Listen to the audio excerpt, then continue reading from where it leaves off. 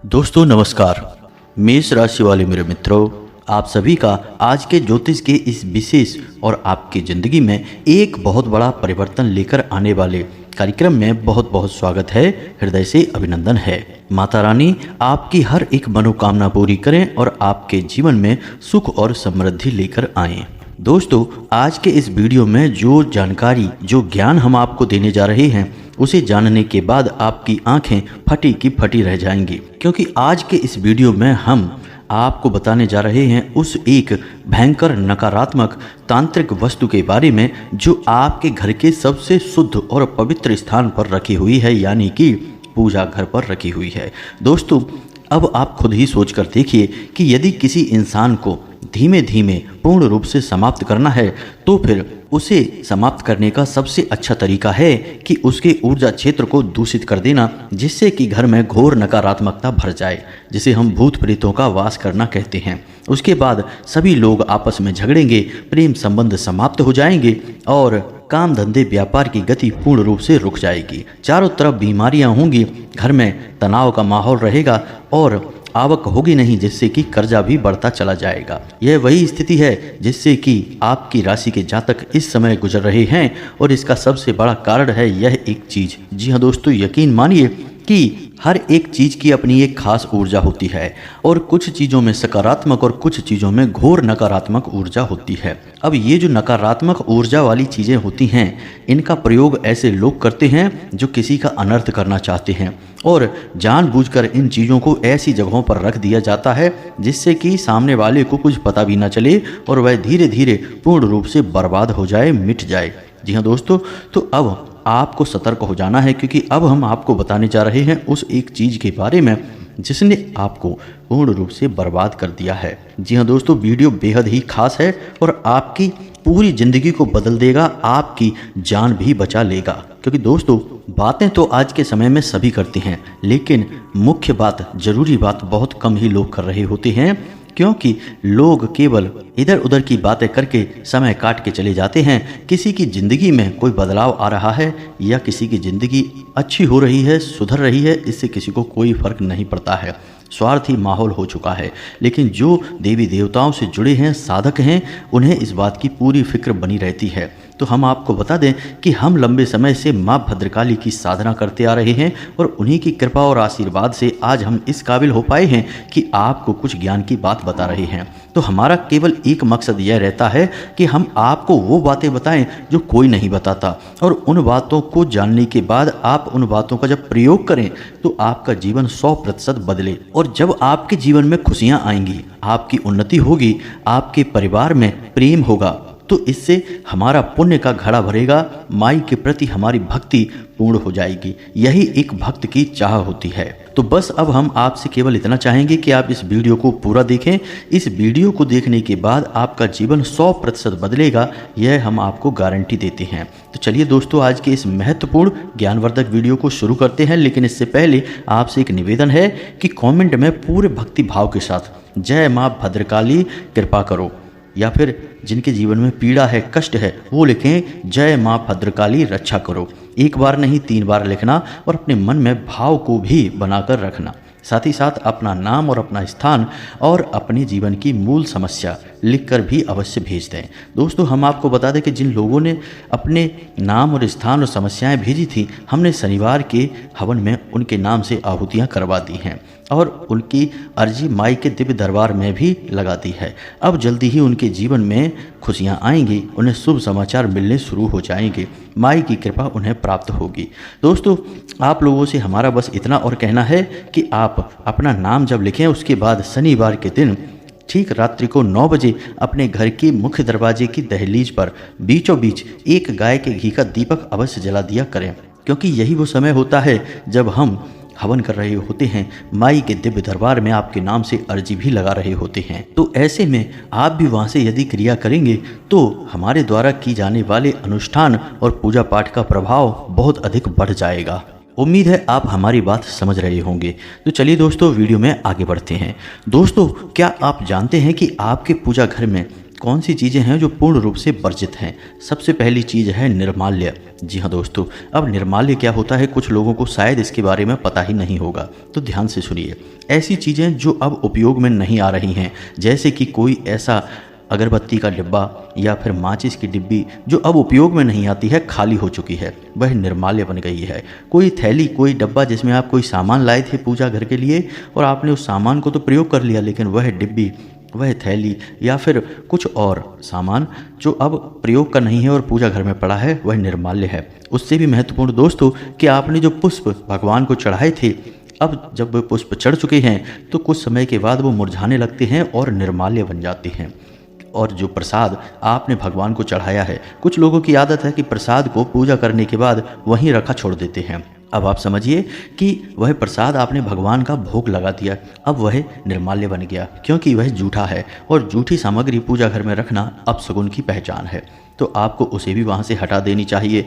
नुकीली चीज़ें जैसे कि कैंची है, चाकू है, ऐसी चीज़ों को भी आपको अपने पूजा घर से हटा देनी चाहिए। साथ ही साथ दोस्तों, कोई ऐसी तस्वीर, कोई ऐसा पौधा, कोई ऐसी चीज़ जिसमें कि नोकें हैं यानी कि कांटे हैं, उसे भी अपने पूजा घर में भूल कर भी नहीं रखना है। तो ये तो सामान्य सी जानकारियां हैं जो हम आपको बता रहे हैं।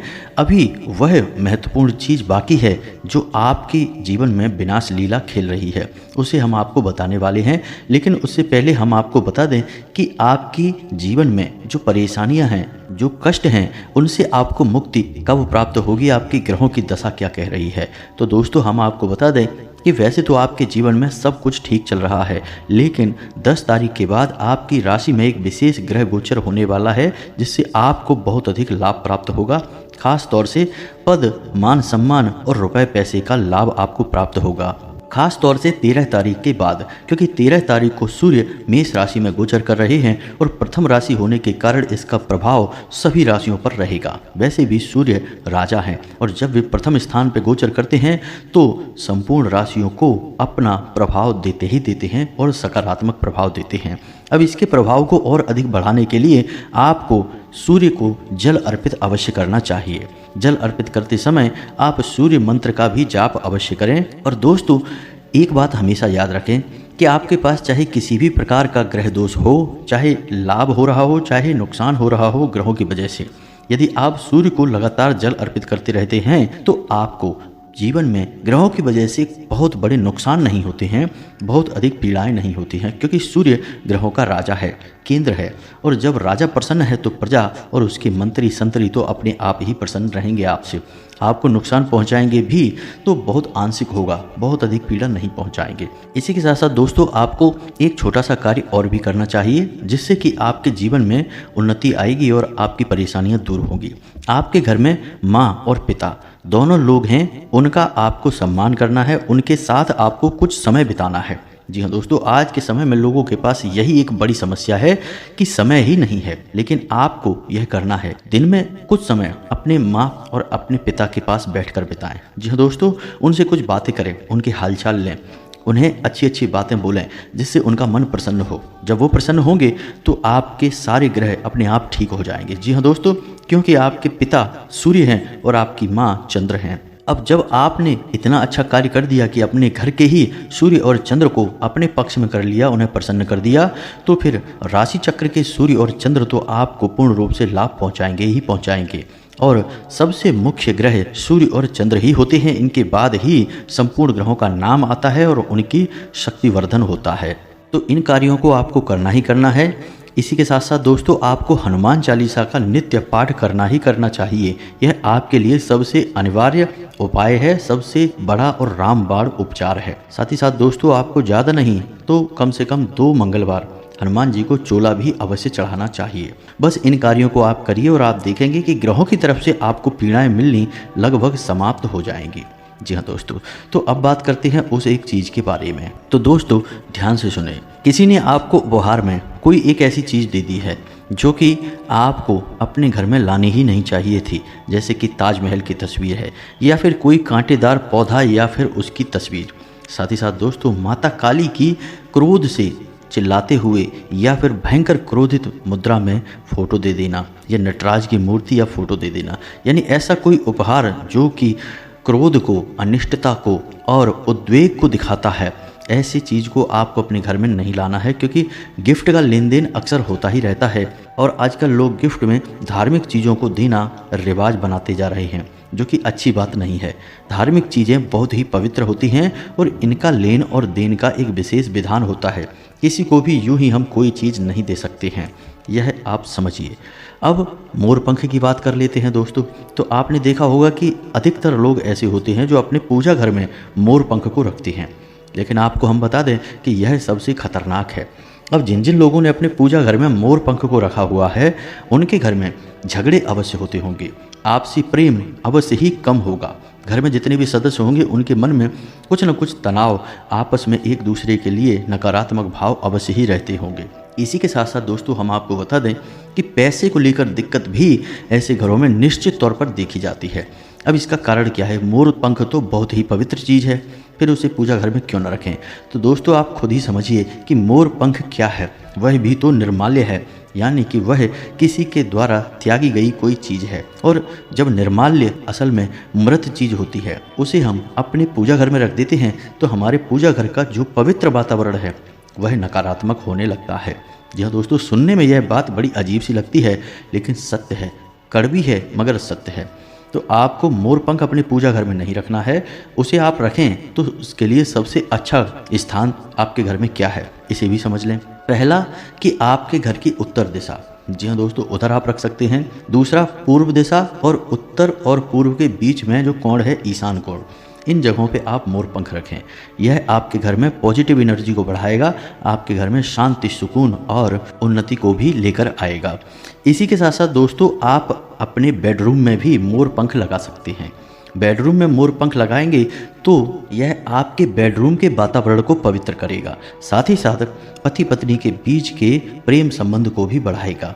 अब शायद कुछ लोगों के मन में यह प्रश्न आ रहा होगा कि आप तो कह रहे हैं कि मोर पंख निर्माल्य है और उसे पूजा घर में नहीं रख सकते, फिर आप कह रहे हैं कि मोर पंख सकारात्मक ऊर्जा को बढ़ाएगा। तो दोस्तों इसको आप एक छोटे से उदाहरण से समझिए कि अच्छी चीज़ें भी कहीं कहीं किसी किसी स्थान पर जाकर गलत प्रभाव दे सकती हैं। मानकर चलिए कि आप भोजन कर रहे हैं और आप मीठी चटनी खाते हैं, वह आपको बहुत अच्छी लगती है। इधर आप तीखी सब्जी खाते हैं, वह भी आपको बहुत अच्छी लगती है। दोनों अपनी अपनी जगह अच्छी हैं, लेकिन क्या आप मीठी चटनी को तीखी सब्जी में मिलाकर खाना पसंद करेंगे?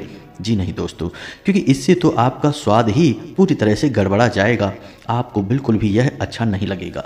तो मीठी चटनी की स्वाद और अच्छाई अपनी जगह है, तीखी सब्जी का स्वाद और अच्छाई अपनी जगह है।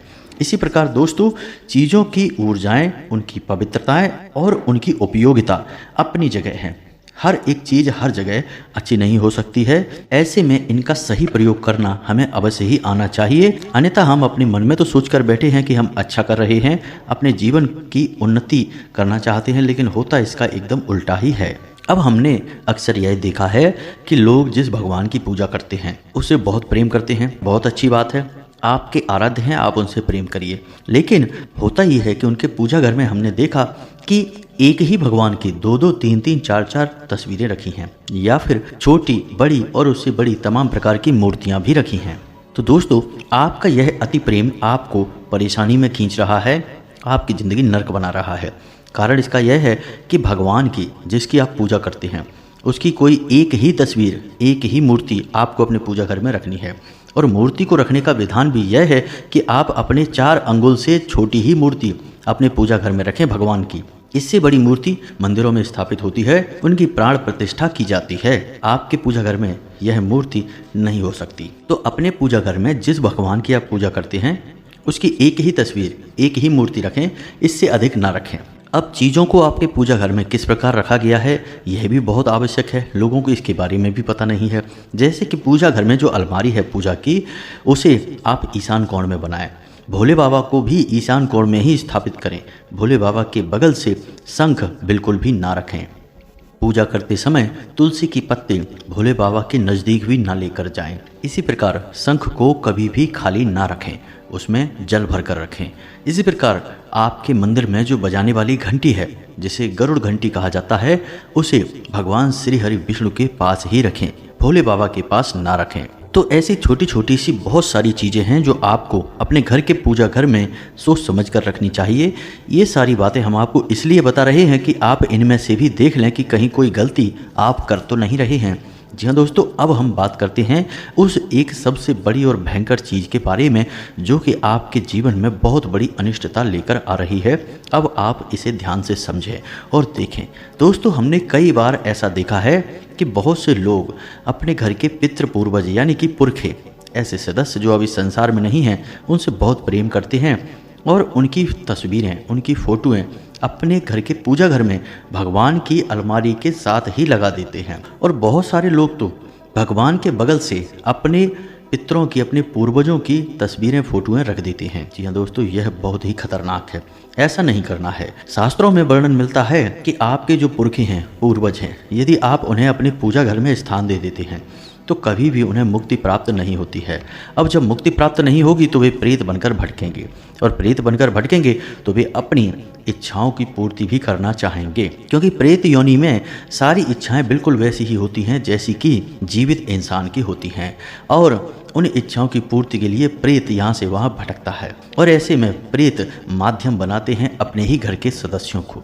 हमने बहुत से ऐसे परिवार देखे हैं जो कि पूर्ण रूप से तबाह और बर्बाद हो गए, जबकि उनका समाज में बहुत अच्छा वर्चस्व हुआ करता था, लेकिन अपने ही पितरों, अपने ही पूर्वजों की पीड़ा के चलते वे इतनी बुरी तरीके से मिटे कि समाज में से उनका नामो निशान, अस्तित्व ही मिट गया और बदनामी के कई सारे कलंक भी उनके ऊपर लग गए।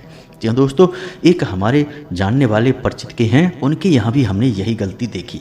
तो उनके यहाँ हुआ यह है कि उनके घर के दो बेटे, दोनों भाई यानी बड़ा भाई, उसने अपने शादीशुदा जीवन को ही त्याग दिया और किसी अन्य महिला के साथ कहीं और रहने लगा और अपने पूरे घर से संबंध त्याग दिए। जी हाँ दोस्तों, माता को भी भूल गया, अपने भाई और अपनी पत्नी और अपने बच्चों को भी भूल गया। अब उनसे कोई संपर्क नहीं है, बात भी नहीं होती है। जी हाँ दोस्तों, इसी प्रकार दूसरे भाई ने एक दूसरी जाति और वर्ण की महिला के साथ में शादी कर ली, जो कि बहुत ही खराब हुआ। समाज में इससे बहुत थू-थू हुई। अब दोस्तों, ये दोनों ऐसे संबंध हुए जिससे कि उनकी समाज में बहुत बेइज्जती हुई। दूसरा कि वे दोनों ही घर के कमाने वाले सदस्य थे, तो जब परिवार छिन्न भिन्न हो गया तो कमाई भी पूरी तरह से बर्बाद हो गई। जहां पहले लाखों के वारे न्यारे होते थे, वहीं अब घर का खर्चा चला पाना भी मुश्किल हो रहा है। जी हाँ दोस्तों, तो जब इतनी विकट समस्या हमने देखी तो उनके घर का मुआयना किया तो हमने देखा कि उनके घर के पूजा घर में भगवान की फोटोओं के बगल से उनके स्वर्गवासी पिता की तस्वीर रखी हुई है। जी हाँ दोस्तों, और भगवान के साथ साथ उनके पिता की भी पूजा की जा रही है। यह तो बड़ा ही आश्चर्यजनक था। हमने इसे देखते ही उनसे कह दिया कि विनाश तो आपका निश्चित था, पहले से ही तय हो चुका था, आपने खुद अपना विनाश बुलाया है। अब जल्द से जल्द इस फोटो को अपने पूजा घर से बाहर निकालिए, अपने पितर का अपमान मत करिए, उन्हें सही स्थान पर ले जाइए, आपके घर की ऐसी जगह पर रखिए जहां पवित्र ऊर्जा वास ना करती हो। जी हाँ दोस्तों, जैसे कि आप अपने घर की बैठक में रखिए, आप अपने घर के ड्राइंग रूम में रखिए, ऐसी जगह पर रखिए जहां आप कम समय बिताते हैं, और उस कमरे की दक्षिणी दीवार पर इस तस्वीर को लगाइए। जी हाँ दोस्तों, उन्होंने ऐसा ही किया। अब देखते हैं भविष्य में उनके साथ क्या होता है। अभी तो सब सामान्य चल रहा है। साथ ही साथ हमने उनके छोटे छोटे कई और सुधार भी करवाए और कुछ अनुष्ठान भी करवाए, जिससे कि उन्हें शांति मिले और उनका जीवन अच्छा हो जाए, सामान्य हो जाए। तो दोस्तों, यह होता है जब हम अपने पुरखे, अपने पूर्वजों को गलत जगह पर रख देते हैं और फिर हम कहते हैं कि पता नहीं हमें कैसे इतनी भयानक विनाश लीला का सामना करना पड़ रहा है, हम तो बुरी तरह से बर्बाद हो गए, मिट गए, अब तो हमें पता नहीं क्या करें। तो बस हमारा आपसे इतना कहना है कि आप भी देखें कि कहीं यही गलती आप तो नहीं कर रहे हैं। अब कुछ लोग कहेंगे कि नहीं, हम तो अपने पुरखे पूर्वजों को अपने पूजा घर में नहीं रखते हैं, तो फिर गुरुओं की फ़ोटो रखते हैं। जी हाँ दोस्तों, बहुत से लोग ऐसे हैं जो किसी भागवताचार्य को, किसी कथावाचक को या फिर किसी गुरु को बहुत सम्मान देते हैं और उनकी फ़ोटोएं अपने पूजा घर में रख लेते हैं। यह भी गलत है, क्योंकि भगवान के साथ किसी इंसान की तुलना नहीं की जा सकती। भगवान के समकक्ष किसी इंसान को पूजा नहीं जा सकता। आप सम्मान दीजिए, वो अपनी जगह है, लेकिन भगवान के साथ साथ पूजा कर देना किसी इंसान की, यह तो भगवान के समान ही उसे भी बना देना हुआ। तो यह तो गलत हुआ ना। हम जिसकी आराधना करते हैं, जिससे हम याचना करते हैं, जो इस ब्रह्मांड का रचयिता है, क्या वह किसी इंसान के बराबर हो जाएगा? क्या किसी इंसान की पूजा उसके बराबर होने लगेगी? यह तो अपमान हो गया। और इसी अपमान की सज़ा हम भोगते हैं। तो दोस्तों आप देख लें कि आपने कहीं यह गलती तो नहीं कर रखी है, और यदि कर रखी है तो इसे जल्द से जल्द सुधार दीजिए। तो उम्मीद है कि जो जानकारी हमने आपको दी है वह आपको अच्छी तरह से समझ में आ गई होगी। अब यदि कोई प्रश्न है आपके मन में तो आप कमेंट करके पूछें, हम आपके प्रश्नों के जवाब देने की पूरी कोशिश करेंगे। इस जानकारी का प्रयोग करके आप अपने जीवन को बदलने का प्रयास करें। 100% आपके जीवन में बदलाव आएगा, हमें पूर्ण भरोसा है। हजारों लोगों के जीवन में आया है तो आपके में भी आएगा। यदि जानकारी अच्छी लगी है तो चैनल को सब्सक्राइब अवश्य करें और वीडियो को लाइक भी करें। मिलते हैं अगले ज्ञानवर्धक वीडियो में, तब तक के लिए धन्यवाद। जय माता की।